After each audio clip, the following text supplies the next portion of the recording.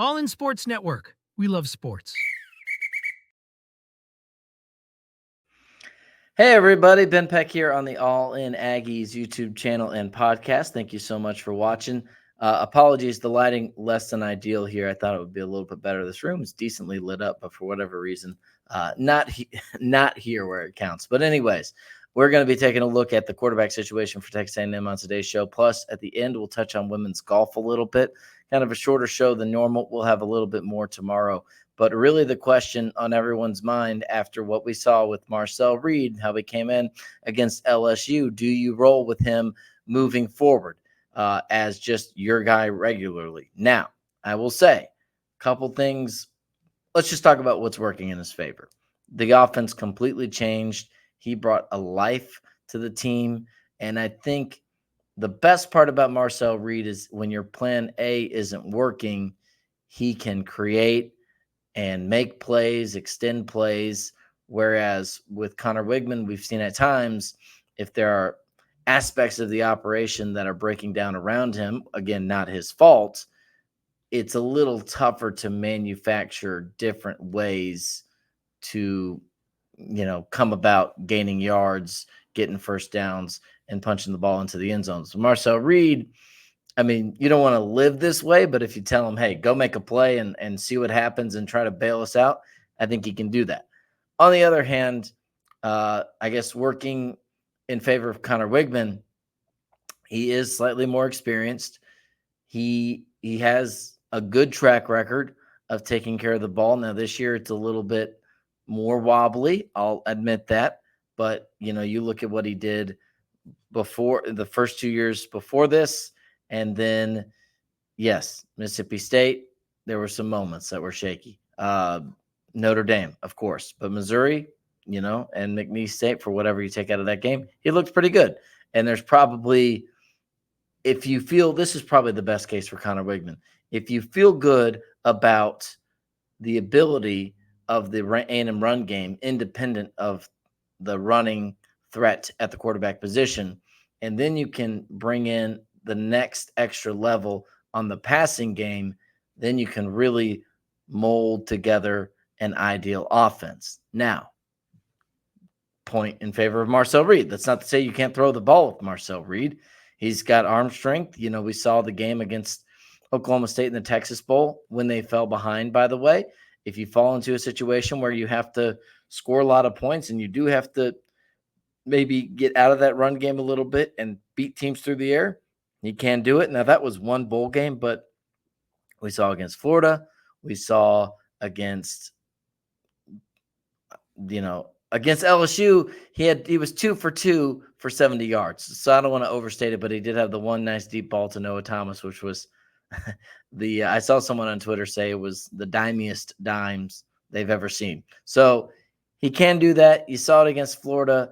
You saw it against Arkansas. That was the game I was thinking of. I was going to say Bowling Green was a little bit of a mess, but that goes to the maybe a little bit of inconsistency at times. I think the running game is always going to be there for Marcel Reed, and the variance in terms of how well the passing game to game, week to week is with Marcel is probably going to be a little more up and down. Now, that said, again, with Connor Weigman, I think the extent to which it's up and down, there's some things with his accuracy and the rhythm, but I do think Connor Weigman is a streaky quarterback in the sense, not him individually necessarily, but if the team is streaky or if the team is in a rhythm, he kind of feeds off of it. I think that's probably the next part of his development to where he can dictate, if the offense is going well and create that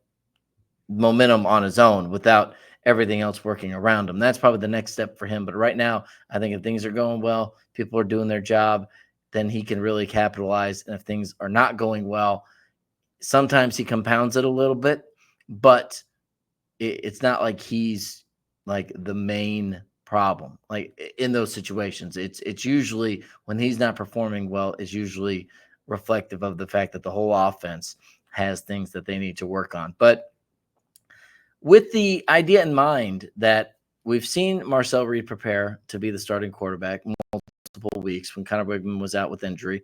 We've seen Connor Weigman come back and get a start over Marcel Reed at home against a top 10 team, Missouri, whatever you think of them now. They were at the time.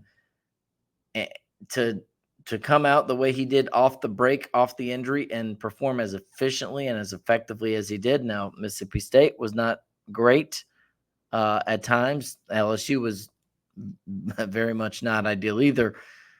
But we've seen that it's there. Now, was it a mirage within this offense? Because if you go Notre Dame, LSU, Mississippi State, and Missouri, really one of those four is a good game, which would be the Missouri game. McNeese State, he played a little more. No, I don't even think he played a half. They took him out. They were up comfortably, kind of a conservative game plan. I think it was like 11 for 14, 120-something yards, 2 touchdowns, no picks. Against McNeese State, you'll take it. I guess that's fine. I don't really take good or bad. I don't make much of that game. But I asked Coach Elko with the idea that we've seen Marcel Reed prepare to be starter and do well. We've seen Connor against a team that you thought matchup-wise he could do well against in Missouri. He lived up to the moment. These guys have been mature enough to be able to come in and be effective. And in the case of Marcel Reed, come in and be effective on short notice, that you're going to be the guy, as we saw against LSU. And, it didn't cripple him that he didn't practice leading up to LSU as the starting quarterback. He came in and was still ready to go and ready to make a spark. If you have 2 good quarterbacks who can handle it, do you find yourself in a situation where you could say, instead of us, we're going to look at what the opponent presents, and if we feel like a Marcel Reed type, more run-heavy offense can succeed, especially mobile quarterback, we're going to do that. And if there's maybe more options, more places to attack in the passing game, we're going to try to go with Connor Weigman. Can you do that week to week? If this was a video game and you could just go in the depth chart and flip the starting quarterback easy, and it it doesn't matter. In the real world, you have to practice. You build your own identity. It affects how you can carry over week to week.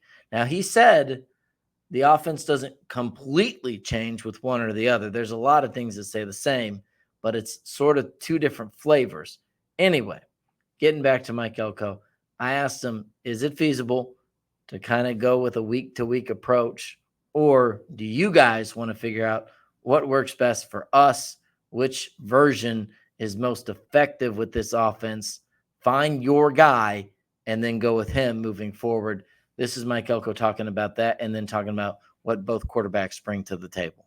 I think we'll kind of come to those decisions. I think I think we've got to try to figure out what's best for this offense, what's best for those 2 young kids, what's best for this program for the rest of this season. And so I think that'll take some conversation this week as we go through the week and try to figure out the best way to go. I think their strengths are kind of contrasting. I think Connor's strength is his ability to see things, his quick release, his ability to function and operate in the RPO game. And so based on how you rotate, based on where you create access, if you are trying to outnumber the box, Connor has the ability to beat you with his arm, and then he's certainly athletic enough that he can do some things with his feet and be a weapon in that regard as well.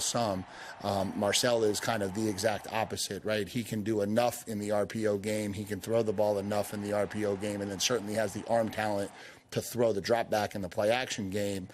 But he has a different dynamic in terms of his ability to run the zone read game and the different types of read plays that you can run. And so when you're doing all of that, you're really touching the entire gauntlet of offense, right? You're kind of attacking it from every different angle. And so as a defensive coach, I'd imagine that'd be challenging to try to get your kids ready for all of that. So I don't know about you, but to me that sounded like we're going to try to pick the guy that is best for this offense moving forward and stick with him the rest of the year. Not to say you couldn't see a switch if things got ineffective, but that is how it sounded to me. Obviously, he's not going to come out and say it right now. We're going to have to kind of figure that out on our own. But I thought that was interesting because part of that question where he was answering what they both do well was how difficult is it on a defense to prepare for two quarterbacks. So if I'm predicting anything, I'm going to predict for the rest of the year, Mike Elko will never close the door on the other guy coming back at some point, even if we can all tell that this is going in a certain direction. I would guess Marcel Reed, but I don't think it's super decisive. Another option you could see is a more committed idea that maybe we're going to go with Connor Weigman, and let's say we get in the red zone or certain opportunities where we can go to Marcel Reed in a specific run game. Obviously, the downfield passing game, not much of a factor in the red zone. Could you see something like that where I don't know if you go like a play-by-play packages. I know some teams have done that in the past, but I could see maybe a more extended version of that where once we get to a certain point, I don't think you're switching series to series, but maybe parts of the field or situationally where you could go Connor Weigman for most of the game and bring in Marcel Reed for the other portions. So that would maybe be my vision if Connor Weigman is the guy moving forward. Otherwise, I think my guess would be Marcel Reed. So that's where we stand at this point. If you haven't already, go ahead and subscribe to the channel. We're up to, I think, right around 600 subscribers. We're trying to get to 1,200 by the end of football season, which is 1,200 from the 12th man.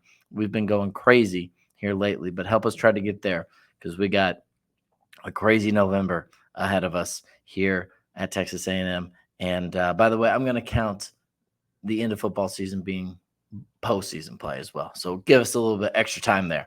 And we just started up this channel, couple days before the season started. So you guys have been great. Help us grow the show and get the word out there. All right, before we go, want to just give a quick shout out, tip of the cap to Texas A&M women's golf. If you don't know, we cover every sport on campus here. So this is my portion of the show where I get to go on rants about other teams that you maybe don't know as much about, but I will indulge you. So here's the deal.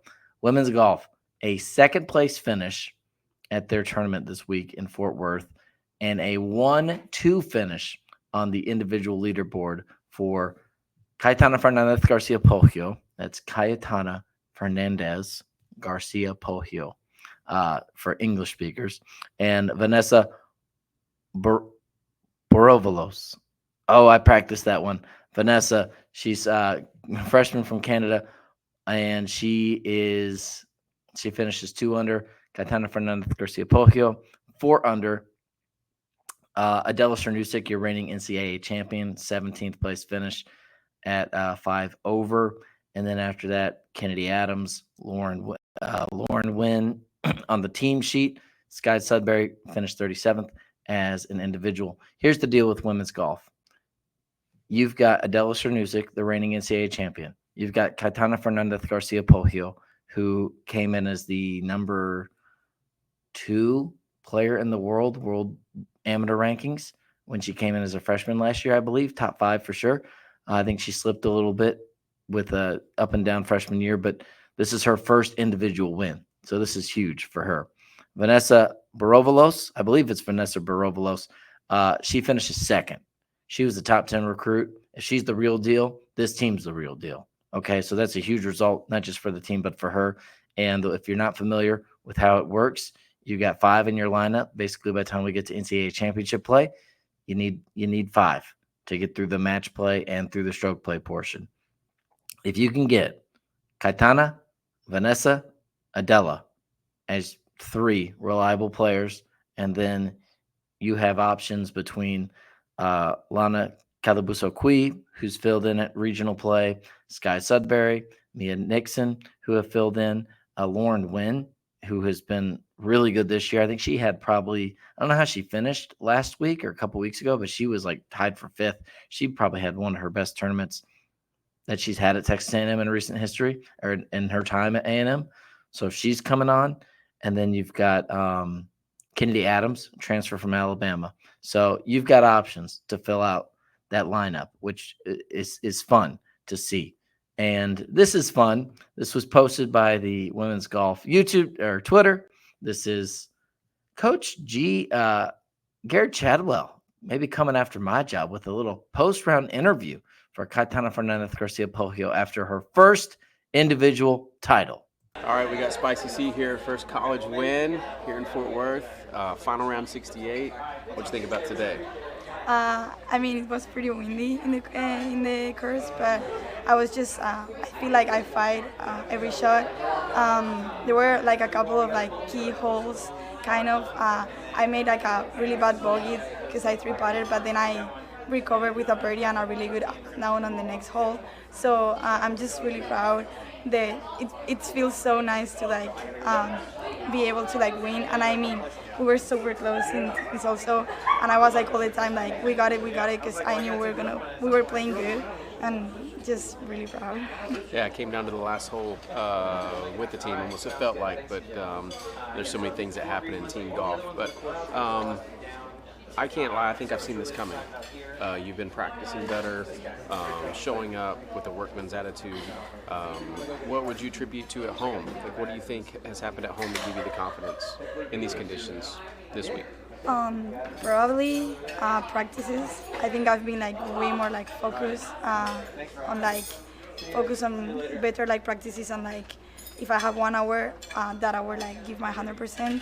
And it's funny because I was playing pretty bad before this tournament, but last week it helped me a lot with like my swing, and I think that gave me like a little bit of confidence, and just the rest of things. Just Do you know how many tournaments Blanca has won in college? I think maybe like three. Think you're going to catch her? Yeah, I you have go. 2 more years. She's got it. Giggle. So there you go. Blanca has been warned. Blanca, by the way, fantastic 5 years at Texas A&M. Just graduated last year. Really fun to watch those ladies develop. And also shout out on the LPGA Q School Series, Adela Cernusik won that qualifying tournament. And then Blanca and Maddie Zurich from a few years back both qualified. I believe it was for the Aspen Tour. I'm not totally up to speed on exactly how all the qualifying works with golf. You'll bear with me. But I know that they made the cut for what they needed to do. And then Adela, just a little cherry on top, wins the whole tournament, as she does for just about anybody. So congratulations to those ladies.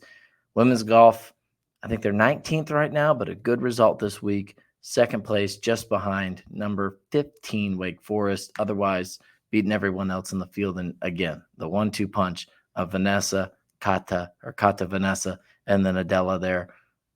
This team, if they can get it going, I would not want to face them, especially when they get into match play, where usually they're a lot better than they are in stroke play. All right, that's going to do it here for us on All in Aggies. Again, filming at the office today, KCEN. Be sure to check us out, by the way. Got to give a shout out to my employer, KCEN, KAGS, NBC, and Waco College Station. Be sure to download the 6+ app for our shows there. And for our shows here, subscribe to the YouTube channel. Like the video if you enjoyed it. Comment, let us know if you want Connor. Do you want Marcel? Do you want both? And if you enjoy women's golf or just want to give a shout out, just do it in the comments. It doesn't hurt anybody. So do that, and we'll see you back here tomorrow. All in Sports Network. We love sports.